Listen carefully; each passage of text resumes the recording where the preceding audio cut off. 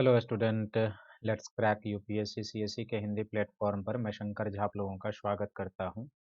आप अनअकैडमी का सब्सक्रिप्शन कैसे लें और इस सब्सक्रिप्शन को लेकर आप क्या क्या बेनिफिट उठा सकते हैं, उससे पहले आप मेरे बारे में जान लें। मेरे पास 9 वर्षों के टीचिंग का एक्सपीरियंस है और मैंने दिल्ली और दिल्ली के बाहर देश के कई प्रतिष्ठित संस्थानों और शहरों में पढ़ाया है। मैं हिस्ट्री और ज्योग्राफी ऑप्शनल पेपर तथा सामान्य अध्ययन का सेक्शन पढ़ाता हूँ। मैंने यूपीएससी के 2 बार इंटरव्यू दिए हैं। बीपीएससी का मैंने 3 बार इंटरव्यू दिया है और आरपीएससी के मैंने 1 बार इंटरव्यू दिए हैं। ये मेरा अनअकैडमी का टेलीग्राम लिंक है, आप इसे ज्वाइन कर लीजिए, सब्सक्राइब कर लीजिए, ताकि क्लास से संबंधित जो भी टाइम होता है, जो क्लास पीडीएफ होती है और जो पेपर कटिंग होती है, आप इसे प्राप्त कर सकते हैं। अब आप अनअकैडमी का सब्सक्रिप्शन लेना चाहते हैं तो इसके लिए सबसे पहले आपको अपने मोबाइल के प्ले स्टोर से जाके अनअकैडमी का एक लर्निंग ऐप डाउनलोड करना होगा, तब आप अनअकैडमी का सब्सक्रिप्शन और उसके प्रोग्राम का बेनिफिट उठा सकते हैं। जब आप अनअकैडमी का सब्सक्रिप्शन लेते हैं तो आपको क्या-क्या बेनिफिट मिलता है। इसमें आपको डेली लाइव क्लास मिलता है, जिसमें आप अपने एजुकेटर के साथ एंगेज होकर डिस्कशन करके क्लास से संबंधित जो भी डाउट होता है आप उसे क्लियर कर लेते हैं। दूसरा, इसमें आपको लाइव टेस्ट और क्विज मिलता है, जिसमें डेली बेस के आधार पर आपको अपने पीटी और मेंस को प्रिपरेशन को जज करने का अवसर मिलता है। तीसरा, आपको एक स्ट्रक्चर कोर्स की प्राप्ति होती है, जिसके तहत एक निर्धारित समय में आपके यूपीएससी के पीटी और मेंस का सिलेबस कवर करा दिया जाता है। और चौथा, आप अनलिमिटेड एक्सेस को प्राप्त करते हैं, अर्थात आप भीड़ का हिस्सा नहीं बनते। देश के सबसे लार्जेस्ट ऑनलाइन एजुकेशन प्लेटफॉर्म से जुड़ जाते हैं, देश के टॉप एडुकेटर से मार्गदर्शन लेते हैं और अनअकैडमी के द्वारा चलाए गए मोर देन 15,000 से भी अधिक प्रकार के कोर्सेज जो यूपीएससी के पीटी, मेंस और इंटरव्यू गाइडलाइन प्रोग्राम से संबंधित है, आप इसका बेनिफिट उठाते हैं। अनअकैडमी के जीएस का 2 प्रकार का सब्सक्रिप्शन है। एक प्लस कोर्स का सब्सक्रिप्शन है और दूसरा जो है वो आइकॉनिक सब्सक्रिप्शन है। तो प्लस कोर्स के 12 मंथ का जो सब्सक्रिप्शन है ये 49,500 का है और 24 मंथ का जो ये सब्सक्रिप्शन है 72,000 रुपये का है। लेकिन यदि आप मेरा रेफरल कोड शंकर वाई प्रयोग करते हैं तो आपको 10% डिस्काउंट मिल जाएगा। तो 12 मंथ का जो प्लस कोर्स का सब्सक्रिप्शन है आपको 44,550 में और 24 मंथ का यह सब्सक्रिप्शन आपको 64,800 में प्राप्त हो जाएगा। इसका दूसरा जो आइकॉनिक सब्सक्रिप्शन है तो इसके 12 मंथ का जो सब्सक्रिप्शन है वह 74,500 का है और 24 मंथ का जो सब्सक्रिप्शन है यह 1,15,750 का है। और यहाँ पर यदि आप मेरा रेफरल कोड शंकर वाई प्रयोग करेंगे तो आपको 10% का डिस्काउंट मिल जाएगा। तो 12 मंथ का जो सब्सक्रिप्शन है ये 67,050 में और 24 मंथ का आइकॉनिक सब्सक्रिप्शन आपको 1,04,175 में प्राप्त हो जाएगा। साथ ही आप अनअकैडमी के कम्बो पैक का प्रयोग कर सकते हैं। यदि आप प्लस कोर्स ऑप्शनल पेपर का और जीएस का आइकॉनिक सब्सक्रिप्शन 12 मंथ का लेते हैं तो यह 88,705 का है और 24 मंथ का यह सब्सक्रिप्शन 1,31,510 का है। लेकिन यदि आप मेरा रेफरल कोड शंकर वाई प्रयोग करेंगे तो यहाँ भी आप 10% का डिस्काउंट पा जाएंगे। और अगर आप दोनों ही प्लस कोर्स का सब्सक्रिप्शन लेना चाहते हैं, अर्थात जीएस का भी और ऑप्शनल पेपर का भी, तो जीएस और ऑप्शनल पेपर के 12 मंथ का जो ये सब्सक्रिप्शन है 70,103 का है और 24 मंथ का जो ये सब्सक्रिप्शन है यह 99,680 का है। लेकिन यदि आप मेरा रेफरल कोड शंकर वाई प्रयोग करेंगे तो आप यहाँ भी 10% डिस्काउंट प्राप्त कर लेंगे। तो आप प्लस या आइकॉनिक सब्सक्रिप्शन 1 साल का लें और मेरा रेफरल कोड प्राप्त यूज़ करें। साथ ही 18 फरवरी से अनअकैडमी के द्वारा कई सारे बैचेज की शुरुआत की गई है। तो इसमें से जो 6 मंथ का बैचेज है उसमें आप ले सकते हैं। 2022 के लिए जो 1 साल का बैच है उसमें, 2023 के लिए 2 वर्ष का बैच है और पीटी के लिए एनसीईआरटी आधारित प्रीलिम्स फोकस बैच है। आप इसमें से किसी भी बैच का सब्सक्रिप्शन ले सकते हैं और फिर अपने घर बैठे अपने समय की सुविधा के हिसाब से अनअकैडमी के मार्गदर्शकों के नेतृत्व में अपनी सफलता को सुनिश्चित कर सकते हैं। और अनअकैडमी के द्वारा जो अगला कॉम्बाट का आयोजन होगा वो 28 फरवरी को है। इसकी टाइमिंग 11 एएम में है। आप इसमें मेरा शंकर वाईटी जो है सो मेरा रेफरल कोड प्रयोग करके जो है तो आप इसमें इनरोल कर सकते हैं। और ये जो कंटेस्ट फॉर्मेट है, जब आप इसमें इनरोल करते हैं तो आपको पूरे देश के जो आईएएस एस्पिरेंट होते हैं वो इसमें भाग लेते हैं, तो उसमें आपको अपना पोजीशन जज करने का अवसर मिलता है और साथ ही आपको कई सारे प्राइजेज जीतने के भी अवसर मिलते हैं। और अनअकैडमी का जो नेक्स्ट समिट है, ये समिट 20 और 21 फरवरी को आयोजित हो रहा है। तो आप इस समिट में पार्टिसिपेट कर अपने आप को रजिस्टर्ड करें। और इसमें जब आप रजिस्टर्ड करेंगे तो देश के ब्यूरोक्रेट्स, जाने माने राजनीतिक हस्तियाँ, खेलकूद की हस्तियाँ, पर्यावरणविद, समाज सेवक, जो सोशल एक्टिविस्ट होते हैं, इन सब से आपको रूबरू होने का अवसर मिलेगा। और आप इनसे जान पाएंगे कि प्रशासन के क्षेत्र में क्या चुनौतियां हैं, इन तरह की चुनौतियों से कैसे निपटा जाए और कैसे सिविल सर्विसेज को क्रैक किया जाए, इसके बारे में आप जानेंगे। तो आइए फिर से आपका एक बार आधुनिक भारत का जो यह सीरीज चल रहा है, तो इस आधुनिक भारत के सीरीज में हम आपका स्वागत करते हैं। और इस आधुनिक भारत की सीरीज में बेसिकली ब्रिटिश भारत का आर्थिक इतिहास चल रहा था, लेकिन बीच में मैंने एक आपके लिए रॉबर्ट क्लाइव, जो बंगाल का गवर्नर बन के आता है, तो रॉबर्ट क्लाइव के समय में जो कंपनी की उपलब्धियां रही थी और क्लाइव की जो नीति रही थी, वो आपने बीच लेक्चर में देख लिया है। लेकिन मूल जो हम लोगों का डिस्कशन का टॉपिक चल रहा था, वो चल रहा था ब्रिटिश भारत में आर्थिक इतिहास, या ब्रिटिश भारत में जो आर्थिक कंडीशन थी, आर्थिक इतिहास या आर्थिक नीति आप कह सकते हैं ये। तो इस आर्थिक नीति में अभी तक हम लोगों ने एक जो मुख्य टॉपिक पढ़ लिया है, वो पढ़ लिया है कि ब्रिटिश उपनिवेशवाद जो भारत में 3 चरणों से गुजरा था।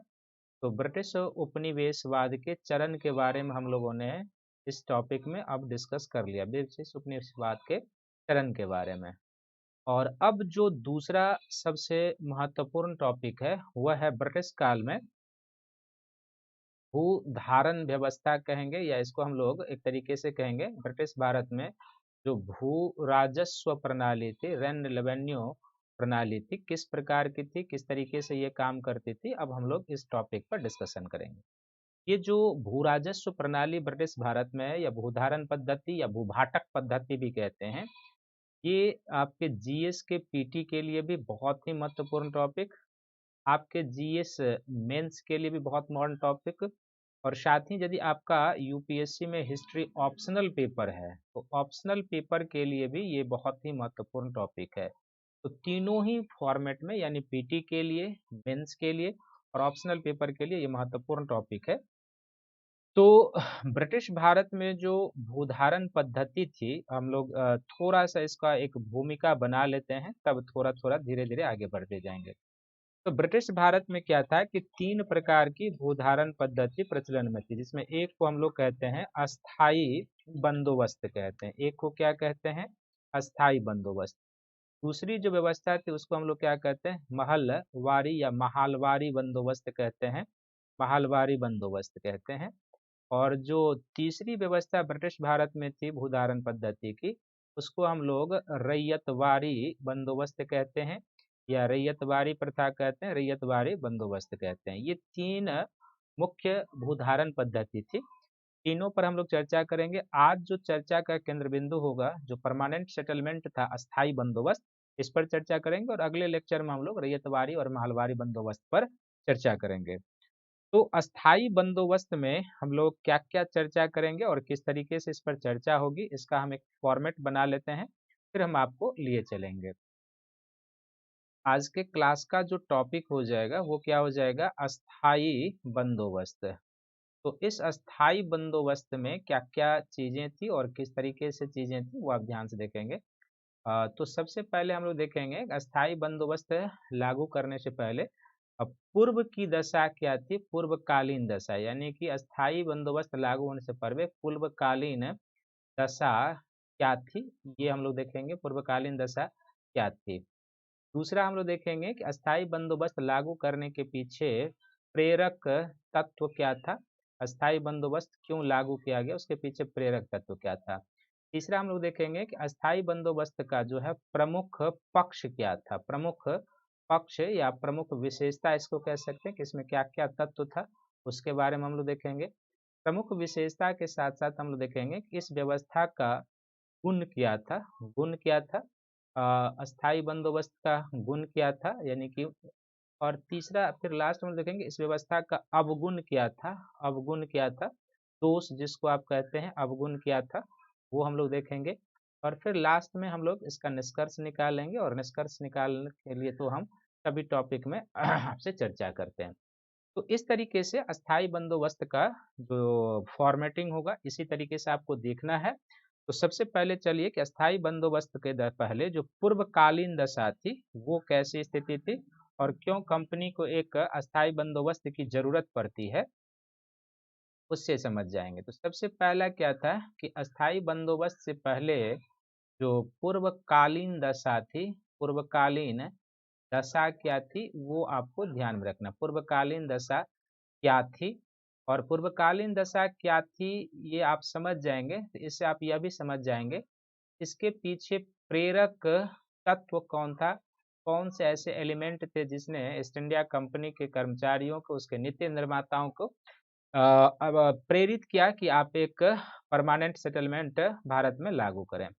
तो पूर्वकालीन दशा में सबसे पहले हमें याद रखना है कि जो वॉरेन हेस्टिंग्स के शासन काल में भूराजस्व वसूली के लिए कुछ प्रयोग किए गए थे। तो वारेन हेस्टिंग्स की सबसे बड़ी असफलता क्या थी, वारेन हेस्टिंग्स की सबसे बड़ी असफलता क्या थी, तो इसकी सबसे बड़ी असफलता वारेन हेस्टिंग्स की यही थी कि यह एक कुशल भूराजस्व प्रणाली स्थापित नहीं कर पाया था, कुशल भूराजस्व प्रणाली स्थापित नहीं कर पाया था, भूराजस्व प्रणाली स्थापित नहीं, कुशल भूराजस्व प्रणाली स्थापित नहीं कर पाया था, वारेन हेस्टिंग्स नहीं कर पाया था। और ये जो एक कुशल भूराजस्व प्रणाली नहीं स्थापित कर पाया था इसके पीछे कई सारे कारण थे। तो बेसिकली वारेन हेस्टिंग्स के समय में जो है सो भूराजस्व या भूभाटक जो है वो नीलाम की जाती थी, नीलामी की व्यवस्था थी। और नीलामी की व्यवस्था में क्या था कि ये जो नीलामी की व्यवस्था थी इसमें क्या था बेसिकली कि जो सबसे ऊंचा बोली लगाता था, जो सबसे ऊंची बोली लगाता था उसको भू राजस्व वसूल करने का अधिकार दिया जाता था। जो सबसे ऊंची बोली लगाता था, जो सबसे ऊंची बोली लगाता था उसे भू राजस्व वसूलने का अधिकार दिया जाता था, उसे वसूलने का अधिकार दिया जाता था। लेकिन इसमें क्या था वसूलने का अधिकार, ये जो अत्यधिक बोली लगाने वाले होते थे बेसिकली ये क्या थे कि जो सबसे अधिक बोली लगाने ये कोई किसान नहीं था, बल्कि एक तरीके से कहेंगे कि बिचौलिया, वारेन हेस्टिंग्स का खुद भी इस तरीके से काम होता था। अब इसमें मान लीजिए कि जो सबसे अधिक बोली लगाएगा, और जैसे कि मान लीजिए मैंने कल क्लाइव के समय भी बताया था आपको कि यह एक एग्री लैंड है, इस पर यदि मान लीजिए एक वर्ष में एक्स उत्पादन होता है तो अब ऊंची बोली लगना शुरू करेगा, कंपनी कर देगा और बोली लगाने वाला लगाते जाएगा और कोई किसी ने कहा कि ठीक है यहाँ से हम 10x वसूल करके देंगे, तो अब जितनी उत्पादन हो रहा है उससे 10 गुने वो कहाँ से वसूल कर देगा, तो इस पूरी व्यवस्था में क्या होगा, किसानों का उत्पीड़न होगा। तो सबसे ऊंची बोली लगाने वालों को वसूलने का अधिकार दिया जाता था। तो इससे क्या समस्या होती थी कि कंपनी का जो आय होता था, कंपनी का जो इनकम होता था और कंपनी का जो व्यय होता था इसमें कोई संतुलन नहीं रहता था, क्योंकि जब ऊंची बोली लगाई जाती थी उसके हिसाब से कंपनी अपना बजट निर्धारित करती थी, लेकिन एक्चुअल में वसूली तो बहुत कम हो पाती थी। तो जब एक्चुअल में वसूली बहुत कम हो पाती थी, इस व्यवस्था में क्या था कि वसूली बहुत कम हो पाती थी, और जब एक्चुअल में वसूली कम होगी तो जाहिर सी बात है कि कंपनी को आर्थिक तौर पर कठिनाइयां होगी। तो वॉरेन हेस्टिंग्स के समय में क्या था कि एक कुशल भूराजस्व व्यवस्था स्थापित नहीं हो पाया था। उसके पीछे जो उसका मूल कारण था कि उसकी जो ठेके पर देने की व्यवस्था थी, ऊंची बोली लगाने वालों को लगान वसूल करने के लिए दिया जाता था, इसमें काफी ऊंची बोली लगा दी जाती थी लेकिन वसूली बहुत कम होता था, वास्तविक वसूली बहुत कम।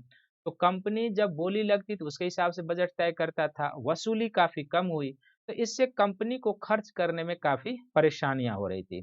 जबकि इस समय क्या था कि कंपनी को, जबकि ये जो वॉरेन हेस्टिंग्स और उसके आगे के गवर्नर का समय है, तो बल्कि इस समय क्या था कि कंपनी को एक अस्थाई इनकम की जरूरत थी। कंपनी को क्या था, कंपनी को एक अस्थाई इनकम की जरूरत थी। और अस्थाई इनकम की जरूरत क्यों थी कंपनी को, कि बेसिकली कंपनी इस समय क्या था कि अपना विस्तार करने में लगी हुई थी, अपना विस्तार करने में लगी हुई थी।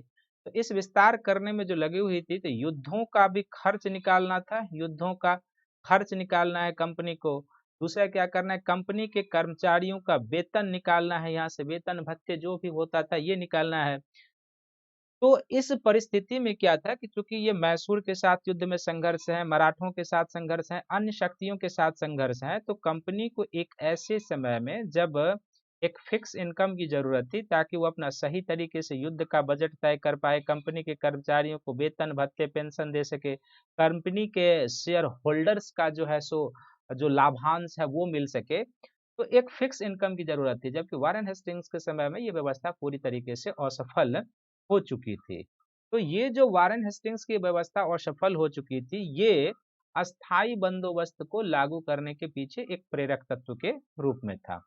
तो पूर्वकालीन व्यवस्था की जो समस्या थी वो आपने समझ लिया। अब दूसरा जो सेक्शन हो जाएगा कि अस्थाई बंदोबस्त के पीछे जो प्रेरक तत्व था वो क्या था, प्रेरक तत्व क्या था। अस्थाई बंदोबस्त लागू करने के पीछे जो प्रेरक तत्व हो जाएगा वो यह था, सबसे पहला कि कंपनी क्या था कि आर्थिक तौर पर, बिल्कुल पॉइंट वाइज ध्यान से रखेंगे कि कंपनी आर्थिक तौर पर क्या था, आर्थिक तौर पर एक निश्चित एक निश्चित लगान की राशि चाहती थी, एक निश्चित लगान या इनकम आप जिसको कह सकते हैं कि लगान या इनकम चाह रही थी कि हमें एक इनकम मिले। तो सबसे पहला यही था कि आर्थिक तौर पर एक निश्चित लगाम या इनकम चाहिए कंपनी को ताकि वो अपना कार्य कर सके, प्रादेशिक विस्तार कर सके। लेकिन वॉरेन हेस्टिंग्स के समय में व्यवस्था असफल रही थी। दूसरा क्या था कि वॉरेन हेस्टिंग्स के द्वारा जो स्थापित व्यवस्था था, वारेन हेस्टिंग्स के द्वारा जो स्थापित व्यवस्था था, वारेन हेस्टिंग्स के द्वारा स्थापित व्यवस्था की जो असफलता थी, द्वारा स्थापित व्यवस्था व्यवस्था की असफलता भी इसके पीछे एक प्रेरक काम कर रहा था कि चूंकि वो व्यवस्था असफल हो गई थी, एक नवीन व्यवस्था की आवश्यकता थी। तीसरा, ब्रिटिश सरकार ईस्ट इंडिया की कंपनी सामाजिक तौर पर एक ऐसे राजभक्त वर्ग सृजित करना चाहता था, सामाजिक तौर पर एक ऐसा राजभक्त वर्ग, एक ऐसा राजभक्त वर्ग, राजभक्त कहने का मतलब जो कंपनी के प्रति लॉयल हो, किसान के प्रति ना हो। तो राजभक्त सामाजिक तौर पर एक ऐसा राजभक्त वर्ग स्थापित करना चाह रही थी या उसकी आवश्यकता महसूस की जा रही थी, स्थापित करना चाह रही थी ताकि भविष्य में वह कंपनी के लिए सुरक्षा का काम करे, ताकि फ्यूचर में यह वर्ग जो है, ताकि फ्यूचर में भविष्य में कंपनी के लिए सुरक्षा कपाट का काम करे, कंपनी के लिए सुरक्षा कपाट, कंपनी के लिए सुरक्षा का काम करे, कंपनी के लिए सुरक्षा का। और कंपनी की ये सोच सफल भी साबित होती है। जमींदार को जो ये अस्थाई बंदोबस्त के तहत भूमि का मालिक मानता है, तो आपने देखे होंगे कि 1857 का जो विद्रोह होता है, इस 1857 के विद्रोह में अधिकांश जो जमींदार थे उन्होंने किसका साथ दिया था, तो अधिकांश जमींदारों ने इस विद्रोह को दबाने में अधिकांश जमींदारों ने ब्रिटिश कंपनी का साथ दिया था, न कि भारतीयों का साथ दिया था। इसी प्रकार का एक राजभक्त वर्ग स्थापित करने, उसे बनाने की आवश्यकता महसूस की जा रही थी, इसलिए भी कंपनी ने एक अस्थायी बंदोबस्त खोज रहा था। और चौथा क्या था कि जिन क्षेत्रों में अस्थायी बंदोबस्त लागू किया गया, इन क्षेत्रों में अस्थायी बंदोबस्त लागू किया गया, उन क्षेत्रों में पहले से भी उन क्षेत्रों में यानी बिहार, बंगाल, उड़ीसा समय, उन क्षेत्रों में पहले से भी जमींदार वर्ग की उपस्थिति थी, पहले से भी क्या था, जमींदार वर्ग की उपस्थिति थी, पहले से भी जमींदार वर्ग की उपस्थिति थी। तो इन सब कारणों से क्या था कि कंपनी जो था सो एक अस्थाई बंदोबस्त, एक ऐसी व्यवस्था की ओर आगे बढ़ना चाह रही थी ताकि जो है सो कंपनी को भी फिक्स इनकम मिल जाए, और किसान चाह रही थी कि किस कृषि व्यवस्था कंपनी चाह रही थी कि कृषि व्यवस्था में भी कुछ सुधार हो। और इस व्यवस्था के पीछे देखेंगे कि जो प्रेरक तत्व था वो कॉर्नवालिस की जो विचारधाराएं थी, क्योंकि कॉर्नवालिस भी जमींदार परिवार से बिलोंग करता था, तो कॉर्नवालिस की जो विचारधारा थी वह भी इसके प्रेरक तत्व था, क्योंकि कॉर्नवालिस जो था ना, ये ब्रिटिश अहमवाद की भावना से प्रेरित था। और कॉर्नवालिस का मानना था कि जो व्यवस्था ब्रिटिश जमीन पर सफल हो सकती है, ब्रिटिश सामाजिक आर्थिक दशा में सफल हो सकती है, वो विश्व के कहीं भी उसको सफल बनाया जा सकता है। तो वो जमींदार परिवार से बिलोंग करता था। ब्रिटेन में जमींदारी प्रणाली सफल हो चुकी थी। वो ब्रिटिश अहमवाद, ब्रिटिश ईगो की भावना से प्रेरित था, विच मीन्स उसका यह विश्वास था कि जो व्यवस्था ब्रिटेन में सफल हो सकती है वो विश्व के किसी भी भागों में सफल हो सकती है। और छठा इस पर जो है सबसे पहले स्थायी बंदोबस्त का सुझाव फिलिप फ्रांसिस ने दिया था। तो इस पर फिलिप फ्रांसिस के इस व्यवस्था पर फिलिप फ्रांसिस के प्रकृति तंत्रवादी विचारधारा का भी प्रभाव था। फिजियोक्रेटिक प्रकृति तंत्र विचारधारा का भी प्रभाव था। फिजियोक्रेटिक आइडियोलॉजी का भी प्रभाव था, जो एक अस्थाई समाज के निर्माण के लिए, प्रकृति तंत्र विचारधारा क्या था, तो एक अस्थाई समाज के निर्माण के लिए वह कृषि को आधार समझता था। तो ये सारे प्रेरक तत्व थे। जब आप मेंस में लिखेंगे तो इन चीजों का जरूर उल्लेख करना होगा कि आखिर अस्थाई बंदोबस्त जो ईस्ट इंडिया कंपनी ने लागू किया वो क्यों लागू करता, उसके पीछे प्रेरक तत्व क्या था। तो यही एक आर्थिक इनकम कंपनी को चाहिए। क्यों? कंपनी साम्राज्य विस्तार कर रहा है, युद्धों में व्यस्त है, कंपनी के शेयर धारकों का लाभांश देना है, कंपनी के कर्मचारियों का वेतन भत्ता खर्च निकालना, युद्ध का खर्च निकालना है, तो एक फिक्स इनकम चाहिए। दूसरा, वारेन हेस्टिंग्स की जो ट्रायल एंड एरर की व्यवस्था थी वो सफल हो चुकी थी। तीसरा, कंपनी सामाजिक तौर पर एक ऐसा राजभक्त वर्ग सृजित करना चाहती थी जो भविष्य में कंपनी के लिए सुरक्षा प्रदान करे। और जैसे मैंने एग्जांपल दिया कि 1857 के विद्रोह में देश के अधिकांश जमींदारों ने उस विद्रोह को दबाने में ईस्ट इंडिया कंपनी का साथ दिया था। जिस क्षेत्र में यह व्यवस्था स्थापित की गई वहां पहले से भी जमींदार वर्ग उपस्थित था। और फिर कॉर्नवालिस की जो खुद की आइडियोलॉजी थी वो भी इस पर प्रभावित था, क्योंकि कॉर्नवालिस खुद जमींदार परिवार से बिलोंग करता था। ब्रिटेन में जमींदारी व्यवस्था सफल हुई थी और कॉर्नवालिस ब्रिटिश अहमवाद की भावना से प्रेरित था। उसका यह मानना था कि ब्रिटेन में जो विचारधारा, जो चीजें सफल हो सकती है वो विश्व के किसी भी भागों में सफल हो सकती है। और इस पर फिलिप फ्रांसिस की जो फिजियोक्रेटिक विचारधारा थी वह भी प्रभावित थी, जो एक अस्थाई समाज के निर्माण के लिए कृषि को आधार मानता था। इन्हीं पृष्ठभूमि में ये अस्थाई बंदोबस्त स्थापित की जाती है। लेकिन जब अस्थाई बंदोबस्त जब स्थापित किया जाता है तो उस समय जो अस्थाई बंदोबस्त स्थापित होती है तो विल्किंसन क्या था कि इस पर कुछ वाद विवाद का भी बिंदु था। तो इस अस्थाई बंदोबस्त में वाद विवाद का क्या बिंदु था ये आपको ध्यान में रखना है। तो जाहिर सी बात है कि इस अस्थाई बंदोबस्त के समय जो गवर्नर था वो कौन था? लॉर्ड कॉर्नवालिस के समय ये लागू किया गया था, लॉर्ड कॉर्नवालिस के समय।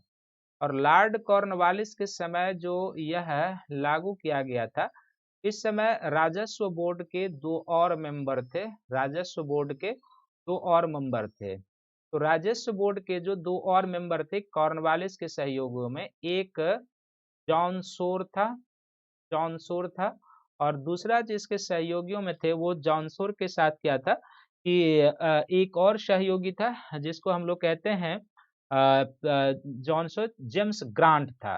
जॉन शोर और दूसरा जो था ये जेम्स ग्रांट था।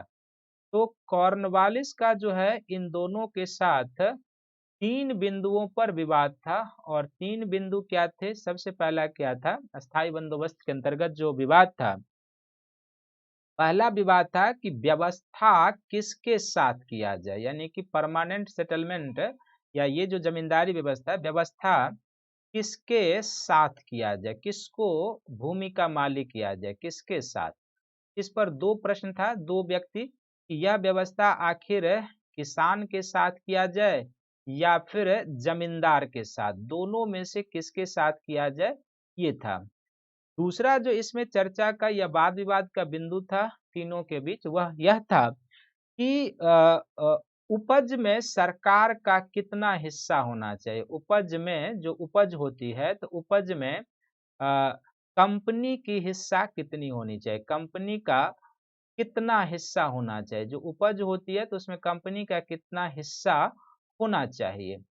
और चौथा तीसरा जो चर्चा का या विवाद का पॉइंट था वो यह था कि कितने समय के लिए यह व्यवस्था किया जाए, कितने समय के लिए। तो ये 3 जो था सो कॉर्नवालिस जो कंपनी का गवर्नर था उस समय, और स्पेशल अधिकार देकर उसको भेजा गया था। और उसके राजस्व बोर्ड के जो 2 सहयोगी जॉन शोर और जेम्स ग्रांट थे, इन दोनों के बीच जो है सो यही 3 चीज़ें थी कि आखिर यह व्यवस्था जो है किसके साथ किया जाए, तो किसान या ज़मींदार के साथ। तो इसमें तीनों के बाद जो चर्चा वाद-विवाद हुआ, तो इसमें जो कॉर्नवालिस ज़मींदार परिवार से बिलॉन्ग करता था, तो पहले प्रश्न में कॉर्नवालिस ने सबकी बातों को सुनने के बाद यह निर्णय किया कि यह व्यवस्था जो है वो ज़मींदार के साथ किया जाएगा। व्यवस्था किसके साथ किया जाएगा? ज़मींदार के साथ किया जाएगा। उपज में कंपनी का कितना हिस्सा होना चाहिए? तो इसमें हम लोग देखेंगे कि यह तय किया गया कि ज़मींदार जो राजस्व कलेक्ट करेगा तो उसका एक वर्ष तैयार किया गया, और लगभग जो कुल कलेक्ट की जाएगी कंपनी के या जिसके द्वारा कलेक्ट किया जाएगा, तो कुल जो व्यवस्था कलेक्ट की जाएगी उसका 10/11 भाग जो है वो कंपनी ले लेगी। 10/11 भाग यानी कि जमींदार के द्वारा जो वसूल किया जाएगा उसका 10/11 भाग कंपनी के पास रहेगा, और 1/11 भाग जो होगा वो किसके पास होगा? 1/11 भाग जमींदार के पास रह जाएगा। यानी कि व्यवस्था में 3 व्यक्ति है, जमींदार है, कंपनी है, किसान है, लेकिन किसानों का कितना होगा ये नहीं तय किया गया। और कितने समय के लिए? तो पहले यह व्यवस्था जो थे तो 1793 में लागू किया गया था, लेकिन आगे चलकर जो है इसको पहले ये 10 वर्ष के लिए लागू किया गया था। 1790 में जब यह व्यवस्था लागू की गई थी तो 10 वर्ष के लिए, लेकिन 1793 में जाकर इसको क्या कर दिया जाता है? अस्थायी कर दिया जाता है। तो जो वाद विवाद के बिंदु थे हर एक जगह पर सोच समझ करने के बाद कॉर्नवालिस ने इसमें अपनी बातें ही मानी कि व्यवस्था हमें जमींदार के साथ करना है। उपज में कंपनी का हिस्सा अपना तय कर लिया, जमींदार का हिस्सा तय कर दिया, किसान का कोई ध्यान नहीं रखा। और कितने समय के लिए? तो पहले तय किया गया कि 10 वर्ष के लिए यह व्यवस्था होगी, लेकिन आगे चलकर इसको अस्थायी कर दिया गया, इसीलिए इसको अस्थायी बंदोबस्त के नाम से भी जाना जाता है। अब ये जो अस्थायी बंदोबस्त व्यवस्था थी, तो ये अस्थायी बंदोबस्त व्यवस्था की विशेषता क्या थी? वो सबसे पहले आप देखिए कि इस अस्थायी बंदोबस्त की विशेषता क्या थी? जो परमानेंट सेटलमेंट था इसकी क्या-क्या विशेषता थी और क्या-क्या था? तो सबसे पहला, ये जो अस्थायी बंदोबस्त था उस समय ब्रिटिश भारत के, यानी कि जिस समय यह व्यवस्था लागू की गई थी, तो ब्रिटिश भारत के 19% भूभाग पर यह व्यवस्था लागू की गई थी। ब्रिटिश भारत के 19% भूभाग पर 19% भूभाग पर यह व्यवस्था लागू की गई थी। ये जो 19% भूभाग पर लागू की गई थी, इसके अंतर्गत जो क्षेत्र शामिल था स्थायी बंदोबस्त के अंतर्गत बिहार था, दूसरा क्या था कि इसके अंतर्गत बंगाल प्रांत था, तीसरा इसके अंतर्गत जो यह व्यवस्था लागू की गई थी वो उड़ीसा का प्रांत तथा, और उड़ीसा के साथ-साथ उत्तरी कर्नाटक तथा उत्तर प्रदेश के बनारस खंड। नॉर्थ कर्नाटक यानी उत्तरी कर्नाटक का क्षेत्र भी इसके अंतर्गत आता था, और उत्तरी कर्नाटक के अंतर्गत साथ-साथ यूपी का जो बनारस खंड था, यहाँ पर भी यह व्यवस्था लागू की गई थी। तो कुल मिला के ब्रिटिश भारत के 19% भूभाग पर यह व्यवस्था लागू की गई थी। तीसरा जो पॉइंट आपको इसमें ध्यान में रखना है वो यह है, इस व्यवस्था की शुरुआत जो हुई थी वो 1790 में यह व्यवस्था शुरू की गई थी, 1790 में। और चौथा पॉइंट कि 1793 में जाकर क्या होता है कि 1793 में इस व्यवस्था को क्या कर दिया जाता है? अस्थाई बंदोबस्त के रूप में कन्वर्ट किया जाता है। चूँकि 1790 में 10 वर्षीय व्यवस्था और 1793 में क्या किया जाता है कि अस्थाई बंदोबस्त के रूप में इसे कन्वर्ट किया जाता है, यानी कि कंटिन्यू अस्थाई बंदोबस्त के रूप में इसे क्या कर दिया जाता है? कन्वर्ट कर दिया जाता है अस्थाई बंदोबस्त के रूप में।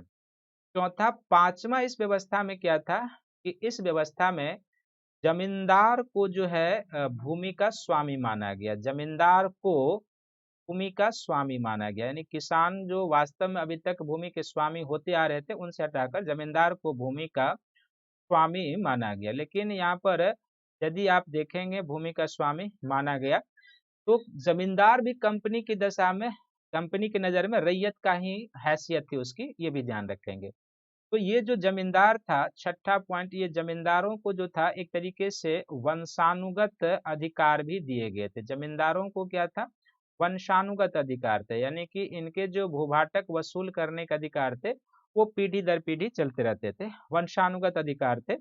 और साथ ही साथ जो था कि इस व्यवस्था में, जैसे मैंने पहले ही बताया था कि सातवां पॉइंट, की इस व्यवस्था में क्या था कि जो जमींदार भूराजस्व वसूल करेगा, 1793 के वर्ष को आधार माना गया था।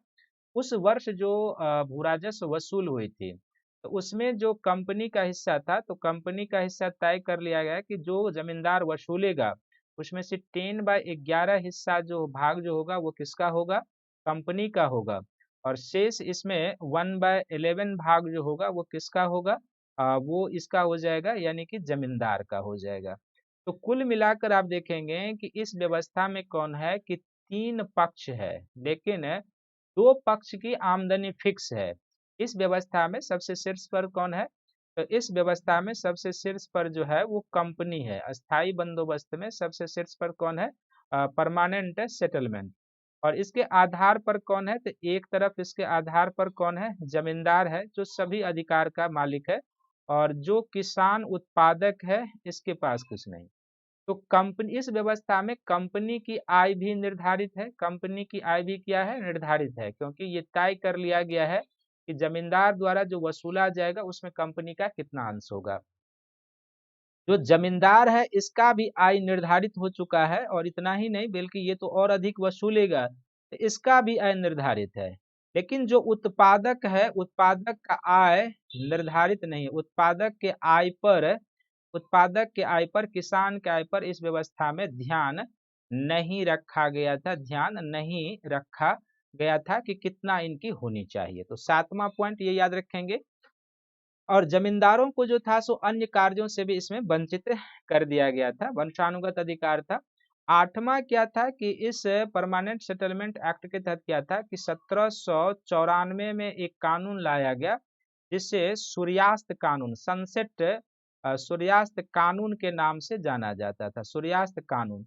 इस सूर्यास्त कानून के तहत यह था कि जो जमींदार, सूर्यास्त की जो फिक्स डेट था कि इस तारीख को आपको भू राजस्व चुकाना है, तो निर्धारित तारीख को यदि वह भू राजस्व नहीं चुकाता था, तो उसकी जमीन क्या की जाती थी? उस जमींदारी की, यानी कि उस जमींदार की जो जमींदारी थी, दूसरे को नीलाम कर दी जाती थी, दूसरे को नीलाम कर दी जाती थी। इसीलिए मैंने कहा कि किसान के नजर में तो जमींदार मालिक है, क्योंकि वही भूमि बेच सकता है, गिरवी रख सकता है, रहन रख सकता है। किसान को तो ये अधिकार दिया नहीं गया था। लेकिन कंपनी के नजर में जमींदार की स्थिति भी रैयत के जैसे ही थी कि यदि वो सनसेट क्लाउज के तहत जो फिक्स तिथि है, उस फिक्स तिथि को यदि उसने अपना भूभाटक, भू राजस्व कंपनी को नहीं चुकाया, तो उस तारीख के संध्या बीत जाने के बाद उसकी जमींदारी जो है नीलाम कर दी जाएगी, दूसरे को नीलाम कर दी जाएगी। तो ये जो था इस व्यवस्था का मूल एस्पेक्ट, व्यवस्था की विशेषता, ये आठों पॉइंट आप याद रखेंगे। पीटी के लिए सर्वाधिक महत्वपूर्ण सेक्शन है ये, कि ब्रिटिश भारत के 19% भूभाग पर अस्थायी बंदोबस्त को लागू किया गया था। कहाँ कहाँ पर लागू था ये भी पूछा जाएगा। तो बिहार में लागू था, बंगाल में लागू था, उड़ीसा में लागू था, उत्तरी कर्नाटक और यूपी का जो बनारस खंड है वहां पर भी इस व्यवस्था को लागू किया गया था। सबसे पहले 1790 में, लेकिन 1793 में इसको क्या कर दिया गया? अस्थाई बंदोबस्त। 90 में 10 वर्षीय बंदोबस्त के रूप में। जमींदारों को भूमि का स्वामी माना गया, और जो उन्हें वंशानुगत अधिकार दिया गया भू राजस्व वसूल करने का, जमींदारी का। और कंपनी का और जो जमींदार था उसका हिस्सा तय कर लिया गया। आप इस ट्रायंगल को ध्यान में रखेंगे परमानेंट सेटल में, तो आपको याद रहेगा। और फिर 1794 में एक कानून लाया गया, सनसेट क्लॉज लाया गया, जिसके तहत यह तय कर लिया गया था कि निर्धारित तारीख के सूर्यास्त तक यदि जमींदार भू राजस्व नहीं चुकाता है तो उसकी जमींदारी नीलाम कर दी जाएगी, बेच दी जाएगी, दूसरे को दे दी जाएगी। यह व्यवस्था में शामिल था। अब इस व्यवस्था का जो अस्थाई बंदोबस्त है, इसका जो आप मूल्यांकन करेंगे, तो अस्थाई बंदोबस्त का जो विशेषता थी, या जो आप गुण कह सकते हैं, वो आपको ध्यान में इस तरीके से आ जाएगा। अस्थाई बंदोबस्त का लाभ। तो अस्थाई बंदोबस्त का लाभ आप किसके दृष्टिकोण से देखते होंगे, या इसका जो गुण कहेंगे वो आप देखेंगे तो क्या था। तो अस्थाई बंदोबस्त के दृष्टिकोण, लाभ के दृष्टिकोण से देखेंगे तो सबसे पहला इसमें यह था कि पहला सबसे क्या कि कंपनी को जो वह चाह रही थी, कंपनी को एक निर्धारित आय की सिक्योरिटी मिल गई। कंपनी को एक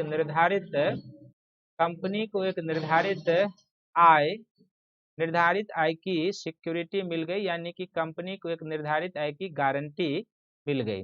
और ये गारंटी किस स्थिति में मिल गई कि कोई भी परिस्थिति हो, आप समझ सकते हैं कि आगे चलकर इसका क्या अवगुण आएगा। कंपनी को अब हो गया कि चाहे किसी भी स्थिति में अकाल भी क्यों ना आ जाए, बाढ़ आ जाए, सूखा आ जाए, अकाल की दशा हो जाए, बाढ़ आ जाए, ड्रॉट आ जाए, सूखा का कंडीशन हो, कंपनी को इससे कोई मतलब नहीं है। जमींदार से जो तय हुआ है उतना तो उसको मिलना है। अब ये जमींदार सोचे कि वो अपने घर से देगा या वो किसान से देगा। तो अब आप जानते हैं कि जब इस तरह के भी कंडीशन में वसूल करके देना है जमींदार को, तो कोई जमींदार अपने घर से तो नहीं देगा।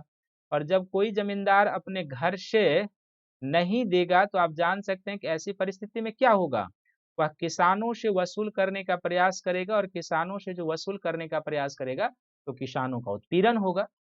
तो कंपनी को एक निर्धारित आय की गारंटी मिल गई, पहला। दूसरा, कंपनी को सामाजिक दृष्टिकोण से एक राजभक्त वर्ग भी मिल गया। कंपनी को क्या हुआ, एक राजभक्त वर्ग मिल गया। कौन सा राजभक्त वर्ग मिल गया कि वह जमींदार जो वो सृजित करना चाहता था। तो सामाजिक दृष्टिकोण से कंपनी को एक राजभक्त वर्ग मिल गया। आर्थिक दृष्टिकोण से कंपनी को एक निर्धारित आय की सिक्योरिटी मिल गई, दूसरा। तीसरा, इस व्यवस्था में क्या हुआ कि साथ ही साथ इस व्यवस्था से क्या था कि कृषि को भी बढ़ावा मिलने की संभावना थी। कृषि को बढ़ावा मिलने की संभावना, और कृषि को बढ़ावा मिलने की इसलिए संभावना थी क्योंकि जो परंपरागत व्यवस्था में जमींदारों के अन्य कार्य थे, जैसे कि मछली पालन, अन्य काम, तो जमींदारों से अन्य सभी काम ले लिया गया था। इस व्यवस्था में क्या था कि जमींदारों से अन्य सभी काम ले लिया गया था। और जाहिर सी बात है कि जमींदारों से अन्य सभी काम जो ले लिया गया था, तो इसके पीछे सोच यही था कि जमींदार जो हैं ये किसान के प्राकृतिक नेता के रूप में काम करेंगे, प्राकृतिक लीडर के रूप में काम करेंगे, जो कृषि के बढ़ावा देने का प्रयास करेगा। हालांकि कोशिश की भी गई, थोड़ी बहुत जरूर सफलता मिली होगी, ऐसा तो नहीं कहा जा सकता, लेकिन जो जमींदार वर्ग सृजित करके कंपनी सोचना चाहता था वो उसको फायदा नहीं मिला। साथ ही इसमें चौथा किसको लाभ मिला, इस व्यवस्था में लाभ जमींदार कमाया क्योंकि उसकी भी इनकम निर्धारित हो चुकी थी, और ना उसकी इनकम निर्धारित हो चुकी थी बल्कि वो जो तय था उससे भी अधिक वसूलने का प्रयास करता था। तो सबसे ज्यादा बेनिफिट इस व्यवस्था में जमींदार का रहा, और वो ऐशो आराम की जिंदगी व्यतीत करने लगा। तो कुल मिला के कंपनी को शॉर्ट टर्म में तो आप देखेंगे लाभ दिखाई दे रहा है कि एक आर्थिक आय की गारंटी मिल गई, ठीक उस समय जब कंपनी को इसकी रिक्वायरमेंट थी, क्योंकि आपको बताया कि वो मराठा युद्ध में संलग्न था, मैसूर के साथ युद्ध में संलग्न था, कंपनी के शेयर धारकों को लाभांश भेजना होता था समय समय पर, कंपनी के कर्मचारियों का खर्च, वेतन भत्ता निकालना होता था, भारतीय युद्ध का जो खर्च होता था वो निकालना होता था। एक ऐसे क्रिटिकल कंडीशन में मिल गया। तो बिल्कुल इस पर पूछा जाता है कई बार कि अस्थायी बंदोबस्त ने कंपनी को एक ऐसे समय में जब वो कई संकटों से गुजर रहा था आर्थिक सुरक्षा प्रदान कर दी। बिल्कुल कर दिया, कोई दो राय नहीं इसमें। राजभक्त वर्ग भी मिल गया जो वो चाहता था, और वो राजभक्त वर्ग 1857 के विद्रोह में कंपनी का साथ भी दिया। कृषि को बढ़ावा देने की जो संभावना थी वो बहुत हद तक सफल नहीं हो पाई, जरूर कुछ न कुछ इसका लाभ मिला होगा, लेकिन दीर्घ काल में ये शोषणकारी व्यवस्था, और जमींदारों को भी इससे लाभ हुआ क्योंकि उनकी भी इनकम फिक्स थी, और जितनी उनकी इनकम फिक्स थी उससे वो अधिक वसूल करने का प्रयास करते थे, ये ध्यान में रखेंगे। इस व्यवस्था में क्या था कि लाभ से कहीं अवगुण इस व्यवस्था में शामिल था, यानी कि बंदोबस्त का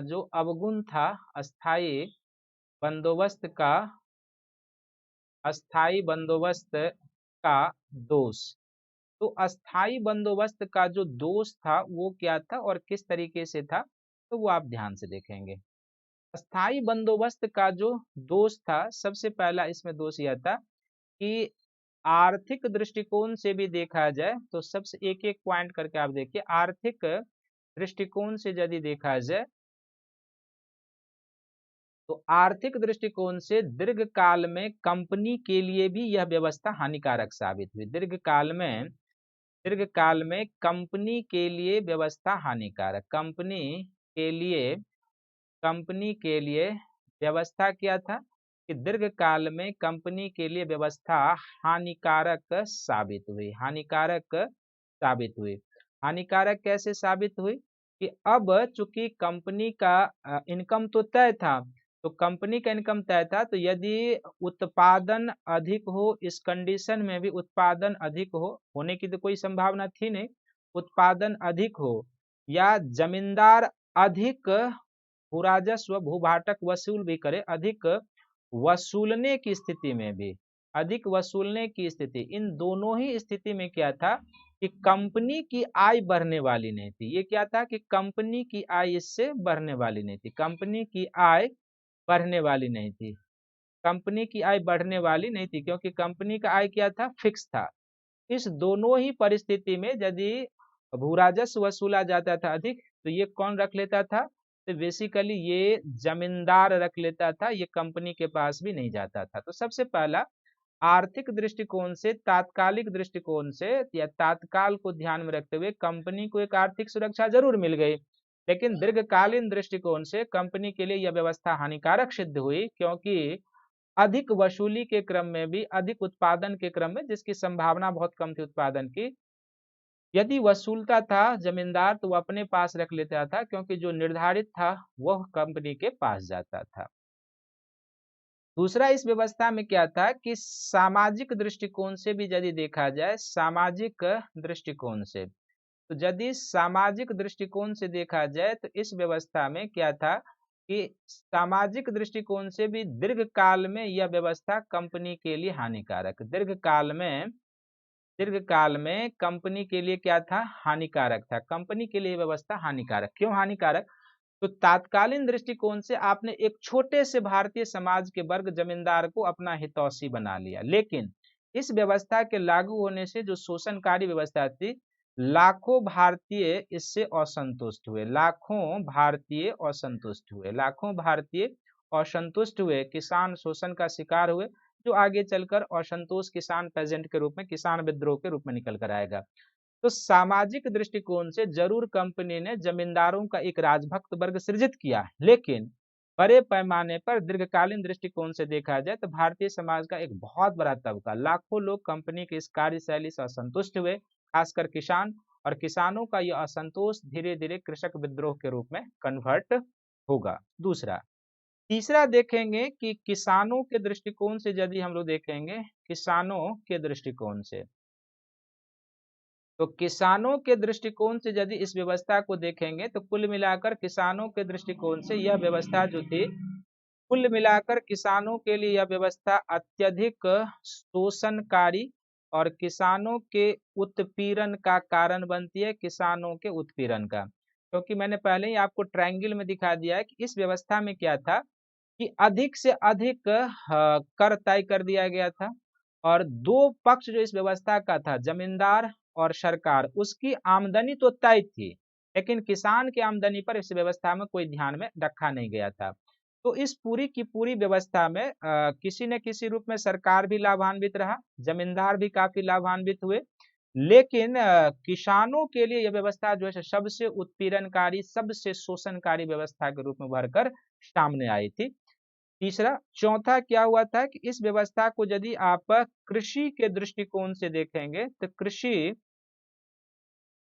कृषि के दृष्टिकोण से भी यह व्यवस्था क्या है कि कृषि के लिए विनाशकारी साबित हुआ। कृषि के दृष्टिकोण से भी यह व्यवस्था क्या है कि कृषि के लिए विनाशकारी साबित हुआ, कृषि के लिए विनाशकारी। यानी कि जो उम्मीद कर की थी कंपनी के द्वारा, जो उम्मीद की गई थी कि जमींदारों को प्राकृतिक नेता के तौर पर सृजित किया गया था, तो बेसिकली जमींदारों को अधिकार इसलिए दिया गया था कि वो पुश्तैनी अधिकार पाके कृषि के विकास का कार्य करेगा। लेकिन जमींदार क्या थे, बेसिकली एक शोषक तंत्र बन चुके थे। जमींदार क्या थे, बेसिकली एक शोषक तंत्र बन चुके थे। जमींदारों का क्या था, कृषि में कोई रुचि नहीं, कृषि में कोई रुचि नहीं। और कृषि में कोई रुचि नहीं, इसका एक कारण यह भी था कि अधिकांश जो जमींदार थे वो कृषि तो जानते ही नहीं थे, वो तो शहरों में रहने वाले थे। और फिर कृषि में निवेश की संभावना कोई थी नहीं, कृषि में निवेश की कोई संभावना नहीं, कृषि में निवेश की कोई संभावना नहीं। और ना ही सरकार के तरफ से और ना ही किसान के तरफ से। किसान के तरफ से निवेश की संभावना इसलिए नहीं थी क्योंकि किसान के पास इस व्यवस्था में कुछ बचता ही नहीं था, किसान के पास कुछ बचता ही नहीं था। तो जाहिर सी बात है कि जब किसान के पास कुछ बचता ही नहीं था तो वह कहाँ से, जब किसान के पास कुछ बचता ही नहीं था तो वह कहाँ से जो है कृषि में निवेश करेगा और पैदावार बढ़ाने का प्रयास करेगा। तो बिल्कुल जो पहले भी कृषि थी वो भी समाप्त हो गई और किसान और कृषकों की दशा जो है बिल्कुल दयनीय और खस्ताहाल हो गई। तो कृषकों के दृष्टिकोण से पांचवा देखेंगे कि जो जमींदारों के दृष्टिकोण से देखेंगे, पांचवा देखेंगे कि जो अस्थाई बंदोबस्त था, तो जमींदारों के दृष्टिकोण से जो इस व्यवस्था का दुर्गुण था, जमींदारों के दृष्टिकोण से, तो जमींदारों के दृष्टिकोण से जब आप इस व्यवस्था को देखेंगे तो बेसिकली जमींदार को अधिकार इसलिए दिया गया था कि वो कृषि के विकास का काम करेगा। लेकिन जमींदार इस व्यवस्था में पूरी तरीके से क्या था कि परजीवी था, परजीवी था, किसानों का शोषण करने वाला था। जमींदार भी क्या करता था कि इसने भी इस व्यवस्था में आप पूरी हायरार्कियल व्यवस्था देखेंगे, इस व्यवस्था में सबसे ऊपर में कौन है, कंपनी है। कंपनी के नीचे कौन है, पूरी यदि इस हायरार्कियल व्यवस्था को देखेंगे तो कंपनी के नीचे कौन है, जमींदार है। जमींदार के नीचे भी व्यवस्था में तत्व आ चुका था जिसको ठेकेदार या मध्यस्थ कहा जाता था, ठेकेदार। और ठेकेदार या जो मध्यस्थ होता था, इस ठेकेदार और मध्यस्थ के नीचे जो है वो किसान होता था, किसान। तो अब आप समझें कि परजीवी था, इसने भी क्या किया था कि जमींदार ने भी क्या किया था कि अपनी जमींदारी पर ठेका वसूल करने के लिए अपने से नीचे एक इंटरमीडिएट क्लास को क्रिएट कर लिया था। और ये जमींदार जो था किसानों के आय पर शहरों में ऐशो आराम की जीवन व्यतीत करता था, ऐशो आराम का जीवन व्यतीत करता था और इसका कृषि से कोई लेना देना नहीं था। और पूरी की पूरी व्यवस्था इस जमींदार ने जो अपने नीचे एक ठेकेदार वर्ग सृजित कर लिया है वो देखता था। अब आप इसमें देखेंगे कि किसान का इसमें कितना सा शोषण होगा, ये आप देखेंगे। इसीलिए कभी कभी यूपीएससी में ये प्रश्न आया हुआ है, अस्थाई बंदोबस्त ने दूरवर्ती एब्सेंट लैंडलॉर्डलिज्म को जन्म दिया, दूरवर्ती किसानों को जन्म दिया। ऐसा किसान जो शहरों में रहता था, गांव में नहीं रहता था, कृषि से उसका कोई लेना देना नहीं था, यही यही ठेकेदारी व्यवस्था ने इसमें एब्सेंट लॉर्डलिज्म को जन्म दे दिया। क्योंकि जमींदार तो जमीन का पुश्तैनी हक पाकर चला गया शहर में ऐशो आराम की जीवन व्यतीत करने के लिए, किसी में उसका निवेश का कोई इच्छा था नहीं, ना कृषि को वो जानता था। अपने नीचे एक ठेकेदार वर्ग सृजित कर लिया जिसको कंपनी जो जमींदार के लिए काम करता था और तब जमींदार कंपनी को देता था। अब आप मान लो इस व्यवस्था में किसान का कितना शोषण होगा आप जान सकते हैं कि यदि मान लीजिए जमींदार ने ठेकेदार को कहा कि मुझे 15 रुपये चाहिए उदाहरण के लिए, तो इसमें से मान लो कि ये कंपनी को देगा 10 रुपया, ठीक है। 10 रुपया कंपनी को देगा तो जमींदार के पास कितना रह गया, जमींदार के पास तो कम से कम 5 रह गया। और ठेकेदार को जो ये कहा है 15 रुपया मुझे चाहिए, तो ठेकेदार 15 ही तो नहीं वसूलेगा, ठेकेदार कम से कम कितना वसूलेगा, मिनिमम 20 तो वसूल करेगा, ताकि 15 हम जमींदार को दे दें और 5 अपने लिए भी बचा के रखें। तो आप समझ सकते हैं कि पूरी की पूरी व्यवस्था कितनी शोषणकारी रही होगी और कितनी उत्पीड़नदायक रही होगी। तो जो सोचा था कंपनी ने कि हम जमींदारों का एक वर्ग सृजित करके कृषि के विकास का बढ़ावा देगा, जमींदार किसानों के प्राकृतिक नेता के रूप में काम करेगा, वो कंपनी की सोच सफल नहीं हो पाई और इसका धीरे धीरे और कई सारा निगेटिव इम्पैक्ट आना शुरू हो गया। पांचवा, छठा, इस व्यवस्था का जो दुर्गुण था वह दुर्गुण ये था कि इस व्यवस्था के कारण क्या हुआ कि बड़े पैमाने पर जमींदारों की जमीनें नीलाम की गई, जमींदारों की जमीनें नीलाम की गई, जमीनें नीलाम की गई। क्यों जमीनें नीलाम की गई? तो चूंकि किसरी का तो उत्पादन होता नहीं था, धीरे धीरे यह व्यवस्था किसानों को जकड़ लिया था, शोषक तत्व के रूप में था। तो अब जमींदार जो मान लो तय तारीख सूर्यास्त कानून के तहत उसको लगान चुकाना है और सूर्यास्त कानून के तहत उसको कर दे देना, वो देगा आखिर कहां से? क्योंकि किसान के पास तो कोई प्रेरक शक्ति थी नहीं कि वो उत्पादन करेगा। तो जब उत्पादन होगा नहीं, जमींदार को वसूल नहीं पाएगा, ठेकेदार वसूल नहीं पाएगा, तो वो सरकार को देगा नहीं। और सरकार को क्या था कि चूंकि कर की जरूरत थी, तो वो उससे जमीन लेकर दूसरे को नीलाम कर देता था, बेच देता था। तो इस अस्थाई बंदोबस्त में बड़े पैमाने पर क्या हुआ कि जमींदारों की जमीन नीलामे की गई, और जिन जमींदारों की जमीन नीलामे की गई, जरूर वह ब्रिटिश असंतोष, ब्रिटिश समाज, ब्रिटिश कंपनी के विरुद्ध असंतोष उसके मन में रहा होगा, इससे इनकार नहीं किया जा सकता। छठा और सातवां, इस जमींदारी नीलाम के कारण क्या हुआ कि ब्रिटिश सरकार खर्च से बचने के लिए ये किया था, लेकिन इस जमींदारी नीलाम के कारण क्या हुआ कि तमाम मुकदमेबाजी बढ़ गई, तमाम मुकदमेबाजी भी बढ़ गई, तमाम मुकदमेबाजी बढ़ गई। जाहिर सी बात है कि जिसकी जमींदारी नीलाम की जाती होगी वो अदालत जाएगा, अदालत में मामला फंसेगा। तो न्याय प्रणाली तो उस समय कैसी थी वो आप जानेंगे आगे, न कॉर्नवालिस और वारेन हेस्टिंग्स के समय में, लेकिन तमाम मुकदमेबाजी बढ़ गई। तो आगे चलकर क्या होता है कि इस तमाम व्यवस्था के जो दुर्गुण थे, इस व्यवस्था का जो तमाम दुर्गुण था, या जो आप कह सकते हैं कि जो अवगुण था, इस व्यवस्था के दुर्गुण अवगुण को देखते हुए आगे चलकर ईस्ट इंडिया कंपनी और उसके नीति निर्माताओं का अस्थाई बंदोबस्त से मोह भंग हो जाता है।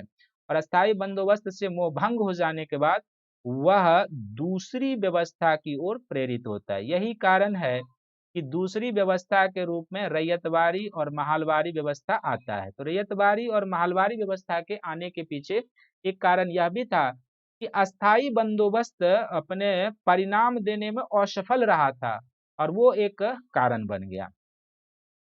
तो इस तरीके से इस व्यवस्था के पूरे सिनेरियो को आपने देख लिया है कि अस्थाई बंदोबस्त का दोष क्या था। तो बिल्कुल पॉइंट वाइज रखना है, आर्थिक दृष्टिकोण से क्या दोष था, सामाजिक दृष्टिकोण से क्या दोष था, किसानों के दृष्टिकोण से क्या था, कृषि के दृष्टिकोण से इसमें क्या अवगुण था, फिर जमींदारों के दृष्टिकोण से क्या अवगुण था, जमींदार की नीलामी की दृष्टिकोण से, और मुकदमेबाजी के दृष्टिकोण से। और यदि ये आप कॉन्सेप्ट समझ गए होंगे, आप ये भी अब यहाँ से लिख सकते हैं कि वह क्यों अब कंपनी को अगली व्यवस्था चाहिए, क्यों रैयतवारी की ओर जाता है और क्यों वो महलवारी व्यवस्था की ओर जाता है। हालांकि और बहुत सारे उसका कारण होगा, जब हम आपके उस पर चर्चा करेंगे, लेकिन इसके पीछे एक कारण यह भी था कि अस्थाई बंदोबस्त से जो कंपनी का मोह भंग हो गया था, वह एक नई व्यवस्था के सृजन को जन्म दे रहा था, उसकी आवश्यकता कंपनी महसूस कर रही थी। तो प्रारंभ में जो हमने इस पर एक फॉर्मेटिंग बनाया था, पूर्वकालीन दशा क्या थी वो आपने देख लिया है, जो प्रेरक तत्व था वो आपने देख लिया, इस व्यवस्था का जो प्रमुख पक्ष था वो देख लिया, इस व्यवस्था का जो गुण था वो, जो अवगुण था, और निष्कर्ष। अब इस पे एक प्रश्न किस तरीके से आ सकता है और किस तरीके से आता है, आया हुआ है, वो आप देखेंगे। तो सबसे पहले पहला प्रश्न हो सकता है कि इस तरीके के कि अस्थाई बंदोबस्त ने, एक प्रश्न आप इसको लिखने का प्रयास कीजिएगा, जो प्रश्न सब मैं लिख रहा हूं, अस्थाई बंदोबस्त ने अनुपस्थित एब्सेंट, अस्थाई बंदोबस्त ने अनुपस्थित जमींदार वर्ग को सृजित किया। अनुपस्थित जमींदार या अनुपस्थित वर्ग को सृजित किया। विश्लेषण करें किस प्रकार से इसने अनुपस्थित एब्सेंट लैंड लॉर्डलिज्म वर्ग को सृजित किया, ये आपको बताना है। सृजित किया, विश्लेषण करें, सृजित किया, विश्लेषण करें। आपको इसमें उन कारणों की पड़ताल करनी है, उसका पड़ताल करना है जिसने एब्सेंट लॉर्डलिज्म को जन्म दिया, वो आपको बताना है। दूसरा क्वेश्चन हो सकता है कि अस्थाई बंदोबस्त, अस्थाई बंदोबस्त, अस्थाई बंदोबस्त एक चतुराई, अस्थाई बंदोबस्त एक चतुराई भरी, एक चतुराई भरी राजविद्या का परिणाम था, एक चतुराई भरी राजविद्या का परिणाम था। बहुत ही ये एनसीईआरटी आधारित प्रश्न है, परिणाम था। तो आपको कैसे ये चतुराई भरी राजविद्या का परिणाम था, आप इसको लिखेंगे। मैं प्रश्न में डिमांड क्या उसको सर्किल करते जा रहा हूँ। तीसरा इसमें एक प्रश्न हो सकता है कि अस्थाई बंदोबस्त से मोह भंग ने अस्थाई बंदोबस्त अस्थाई बंदोबस्त से मोह भंग, जो ब्रिटिश सरकार का मोह भंग हो चुका था, अस्थाई बंदोबस्त से मोह भंग ने अस्थाई बंदोबस्त से मोह भंग ने नवीन व्यवस्था की ओर व्यवस्था की ओर नवीन व्यवस्था की ओर ब्रिटिश सरकार को प्रेरित किया। नवीन व्यवस्था की ओर ब्रिटिश सरकार को प्रेरित किया। ब्रिटिश सरकार को प्रेरित किया। ब्रिटिश सरकार को प्रेरित किया। तो कैसे अस्थाई बंदोबस्त से मोह भंग क्यों हुआ, ये आपको बताना है, और किस प्रकार से ये व्यवस्था आई वो आपको बताना है। फिर ये भी एक प्रश्न हो सकता है कि अस्थाई बंदोबस्त लागू करने के पीछे अस्थाई बंदोबस्त बंदोबस्त लागू करने के पीछे लागू करने के पीछे उद्देश्य अस्थाई बंदोबस्त को लागू करने के पीछे उद्देश्य और प्रेरक तत्व का क्या थे। उद्देश्य और प्रेरक तत्व क्या थे, इसका विश्लेषण करेंगे। तो उद्देश्य क्या था ये भी आपको ध्यान में रखना है, मैंने बताया है, और इसके पीछे का प्रेरक तत्व क्या था, जो 7-8 पॉइंट आपको बताया, वो आपको ध्यान में रखना है। तो इस तरीके के मेंस में भी प्रश्न बनते हैं, और पीटी में तो ये एक सदाबहार टॉपिक है, एवरग्रीन टॉपिक है, जिसमें हमेशा से प्रश्न आता है यूपीएससी के पीटी में भी और स्टेट पीसीएस में भी। तो आप इस टॉपिक को जैसे मैंने बताया वैसे ही फॉर्मेटिंग करके और इस वीडियो को देख के अपना नोट्स डेवलप कर लीजिएगा, तो वो हमेशा के लिए आपका हो जाएगा। और इतिहासिक एक ऐसा है, स्टैटिक पोर्शन माने जाते हैं इतिहास, कि एक बार यदि आपने इसका नोट्स बना लिया तो हमेशा के लिए आपका हो जाएगा। ज्योग्राफी में इन्वायरमेंट का जो सेक्शन है, जो इकोनॉमिक्स का सेक्शन है, जो राज्य व्यवस्था का सेक्शन है, ये सब डायनेमिक सेक्शन है, चेंजेबल होते हैं। राज्य व्यवस्था में भी जो कॉन्स्टिट्यूशन का मूल पार्ट है वो अनचेंजेबल है, लेकिन राज्य व्यवस्था चूंकि डायनेमिक प्रकृति का होता है तो अन्य व्यवस्था इसके चेंजेबल होते हैं। साइंस एंड टेक में परिवर्तन होते रहता है, नई नई टेक्नोलॉजी आती रहती है। तो अन्य पेपर के साथ और इतिहास के साथ जो बेसिक डिफरेंसेज यही है कि कॉर्नवालिस का जो अस्थाई बंदोबस्त था उसने जो कर दिया वो हो गया, अब उसमें हम आप कोई परिवर्तन नहीं कर सकते हैं।